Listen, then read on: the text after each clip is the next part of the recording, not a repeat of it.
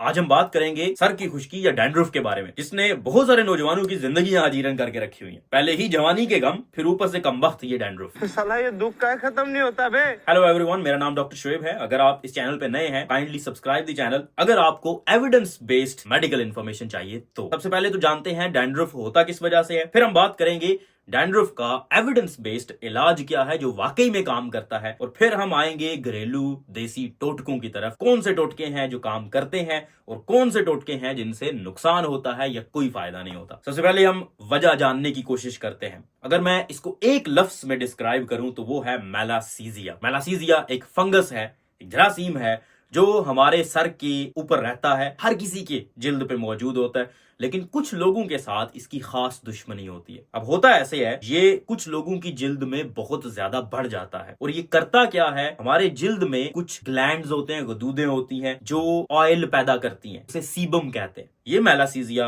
उस सीबम को, उस ऑयल को तोड़ता है अपनी खुराक के लिए, लेकिन जब उसको तोड़ता है तो उसके नतीजे में कुछ ऐसे केमिकल्स बनते हैं जो जिल्द को इरिटेट करते हैं, जिसकी वजह से जिल्द के ऊपर वाले खुलिये बहुत जल्दी मर जाते हैं। और वो इतनी जल्दी मर जाते हैं कि उनको वहां से उतरने का और डिस्पर्स होने का टाइम ही नहीं मिलता, और वो एक दूसरे के ऊपर इकट्ठे होते रहते हैं और वो फिर व्हाइट फ्लेक्स बना देते हैं, जिसे हम डैंड्रफ कहते हैं। अब हमें अगर खुश्की का, डैंड्रफ का इलाज करना है तो हम दो काम कर सकते हैं। एक, इस मेलासीजिया को खत्म किया जाए। मुकम्मल तौर पे तो हम खत्म नहीं कर सकते, अब जो मर्जी करते रहे ये दोबारा आ जाएगा, लेकिन इसकी अमाउंट को, इसकी जनरेशन को हम कम कर सकते हैं। दूसरे नंबर पे, इस मेलासीजिया की वजह से जो इरिटेशन होती है, इन्फ्लेमेशन होती है, सोजिश होती है जिल्द में, उसे हम कम कर सकते हैं। जो सबसे इफेक्टिव तरीका है वो इस जरासीम को, मेलासीजिया को कम करना है। जब आप इसे कम कर देंगे, ऑटोमेटिकली आपका डैंड्रफ बेहतर हो जाएगा। सबसे पहले नंबर पे एंटी फंगल शैम्पू है, जिसे कीटोकोनाजोल शैम्पू कहते हैं। इससे इफेक्टिव, इससे मौसर तरीका आपको कोई और नहीं मिलेगा। कीटोकोनाजोल के नाम से आता है, बहुत सारे ब्रांड नेम्स हैं।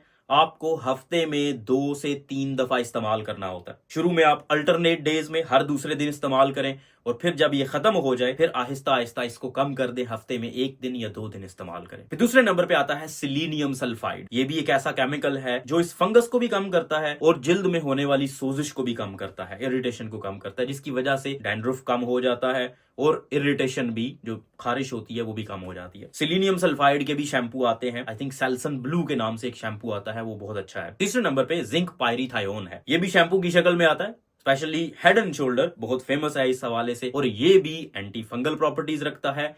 फंगस को, मेलासीजिया को किसी हद तक कम करता है और सोजिश को भी कम करता है। फिर इसके बाद कोल टार को भी इस्तेमाल किया जाता है। कोल टार के शैम्पू भी आते हैं, कोल टार का साबुन भी आता है, और कोल टार की जेल भी आती है, या उसकी लिक्विड प्रेपरेशन भी आती है, जो आप अपने बालों पे, अपने सर पे लगा सकते हैं। उसका मसला क्या है? सबसे बड़ा मसला उसका ये है कि उसकी बहुत गंदी स्मेल होती है। आपकी खुश्की तो चली जाएगी, लेकिन हो सकता है आपके इर्द गिर्द जो लोग हैं वो भी गायब हो जाए। जोक मारा रे, ये हंस रहे हलकट हंस। देखिए, मैंने आपको बताया कि ऑयल ज्यादा हो जाता है, उस ऑयल को तोड़ता है ये फंगस, और फिर आपकी जिल्द पे इरिटेशन होती है और डैंड्रफ बनता है। अगर आप उस ऑयल की मिकदार को कम कर दे, उसकी प्रोडक्शन को तो आप कम नहीं कर सकते, क्योंकि वो एंड्रोजेनिक हार्मोन्स की वजह से बनता है। मतलब आपके जिस्म में जो मर्दानापन लेकर आने वाले हार्मोन है, वो हार्मोन्स इन ग्लैंड्स को एक्टिवेट करते हैं, उसकी वजह से ऑयल बनता है जिल्द में, यहाँ पे। अब अगर आप मर्दाना हार्मोन कम करेंगे तो ये खुश्की भी कम हो सकती है, लेकिन सिर्फ खुश्की ही नहीं जो कम होगी, इसलिए वो ऑप्शन हमारे लिए सूटेबल नहीं है। हाँ, आप अपने बालों को रेगुलरली वॉश करें, नहाएं, उससे भी बहुत बेहतरी आती है। अगर आप बहुत अरसे से, हफ्ता हफ्ता, 2-2 हफ्ते नहाते नहीं है, वहां पे ऑयल इकट्ठा होता रहता है और डैंड्रफ भी वहां पे इकट्ठा होता रहता है, जिसकी वजह से वहां पे बहुत ज्यादा इरिटेशन हो जाती है और डैंड्रफ वर्सन हो जाता है। अब आते हैं घरेलू टोटकों की तरफ और कुछ ऐसे हर्बल प्रोडक्ट्स की तरफ जो किसी हद तक हेल्प कर सकती हैं। पहले नंबर पे टी ट्री ऑयल है।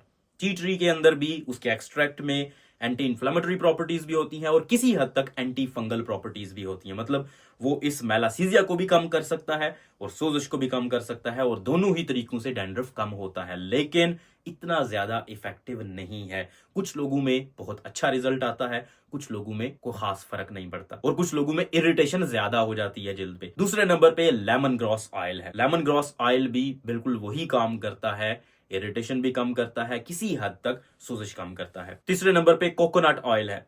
कुछ लोगों को फायदा होता है, लेकिन ज्यादातर लोगों को कोई एज सच असर नहीं महसूस होता। फिर उसके बाद एलोवेरा है। एलोवेरा भी सोजिश कम करने में, एंटीऑक्सीडेंट्स मतलब जो सोजिश हुई होती है और जो ऑक्सीडेंट स्ट्रेस बड़ी होती है उसको कम करने में हेल्प करता है। एलोवेरा का एक्सट्रैक्ट भी इस्तेमाल किया जाता है। अब आते हैं मस्टर्ड ऑयल पे। सरसों का तेल।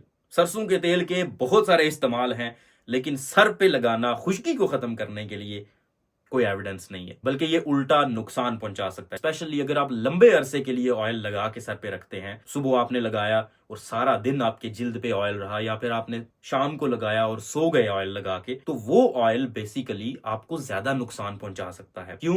देखिए, मैंने आपको बताया वो जो मेलासीजिया है वो ऑयल को तोड़ता है और उससे फिर इरिटेंट्स बनते हैं, जिससे डैंड्रफ बनता है। अगर आप ऑयल मजीद लगा लेंगे तो बिल्कुल इवेपोरेशन नहीं होगी, वहां पे ऑयल बहुत ज्यादा हो जाएगा और मेलासीजिया के लिए एक बड़ा फेवरेबल एनवायरनमेंट बन जाएगा जहां पे वो ज्यादा ग्रो करेगा। तो जब आप ऑयल लगाएंगे खुश्की छुप जाएगी, कम हो जाएगी, लेकिन जो ही आप अपने ऑयल को वॉश करेंगे उसके बाद खुश्की दोबारा से आ जाएगी और बहुत ज्यादा हो जाएगी। फिर उसके बाद एस्प्रिन, जो डिस्प्रिन की गोली होती है, इसे भी कुछ लोग शैम्पू में मिक्स करते हैं और सर पे लगाते हैं। सैलिसिलिक एसिड होता है एस्प्रिन में और वो भी हेल्प करता है सोजिश को कम करने में, लेकिन वो ज्यादा इरिटेशन भी कर सकता है। स्पेशली अगर कोई जख्म वगैरह छोटा मोटा बना हुआ है तो जिस्म के अंदर जा सकता है और आपके ब्लड को, खून को पतला कर सकता है। इसलिए कोई भी दवाई डॉक्टर की प्रिस्क्रिप्शन के बगैर इस्तेमाल ना करें। पहले डॉक्टर से मशवरा कर लें, पता लगवाएं किस वजह से आपका मसला हो रहा है और फिर उसके बाद ट्रीटमेंट ऑप्शंस को देखें। ये जो शैम्पू मैंने मेंशन किए ये सारे ओवर द काउंटर मिल जाते हैं आपको।